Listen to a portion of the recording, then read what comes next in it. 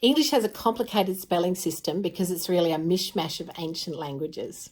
A few decades ago, traditional phonics teaching was chucked out because some bright sparks in the education system decided that learning to read was as natural as learning to speak.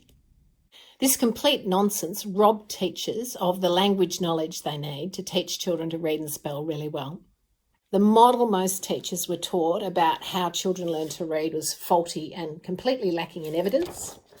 And that resulted in the development of a whole lot of word-solving strategies, in inverted commas, most of which involved doing everything except sounding out the word. Phonics made a comeback, but it was only initial and incidental phonics. So with things like this, here's the letter A, and it represents the sound A. Oh, and A. Oh, and ah, and air. And it's only at the start of words.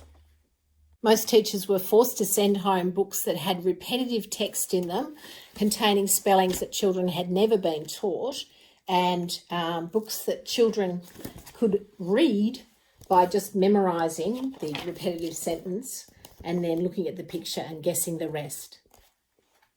Before they had decoding skills, children were often sent home with lists of words to rote memorise, even though these undermined their phonics lessons and gave them the impression that we learn to read words by just memorising them as wholes. All of that drove me crazy, and I could see that it was causing some reading failure and failing to prevent a whole lot more. And so I set up the Spelfabet website 10 years ago to try and promote more evidence-informed approaches. Here's a fairly classic model of how children learn to read. This is Hollis Scarborough's reading rope. You can see there is a natural component.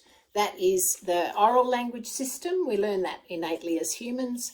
And this part here, the word recognition system, is where so many children run aground. They're not taught how to pull words apart into sounds, how to relate the sounds to their spellings and build words, and then how to practice those enough, the relationships between sounds and letters, to really lock words into long-term memory through a process called orthographic mapping. And these two strands twist together to produce skilled reading. Now, if either strand is weak, then you won't end up with a nice strong rope. My website contains lots of information and resources about teaching beginning and struggling readers and spellers in an evidence-informed way. I also have lots of cheap as chips resources that you can download and print. For example, these embedded picture mnemonics, because it's clear that children remember sound-letter relationships better if you can build a picture representing that sound into the letter. I have a set of phonics workbooks that teach children how to sound out words and build their phonemic awareness, and also understand how words are built out of meaningful word parts. We also have a movable alphabet that you can put on a whiteboard and build and change words, and there's sequences that go with it. Or if you need a portable version, you can just put it on Velcro compatible fabric. I have lots of phonics playing cards for extra repetitions. You print them out and you cut them up, and then you can play any card game that uses a standard deck of cards. There are bingo style games where you race to build the most words. If you're sick of printing, laminating and cutting up, I do have one professionally printed little word building card game. There's a word journal where you keep track of stories that you've read to your child and stories that they've read, and also keep track of interesting words.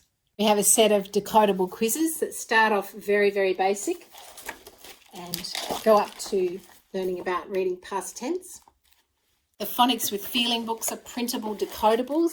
You can download this one for free, and there's new ones now. At the Spelfabet office in North Fitzroy, we also have a huge selection of decodable books, and I'm hoping that now the pandemic will permit us to run some workshops for schools where people can come in and look at different books and compare and contrast as part of the process of getting rid of their look at the picture and guess books and upgrading to decodables. I hope you find useful things on the Spelfabet website.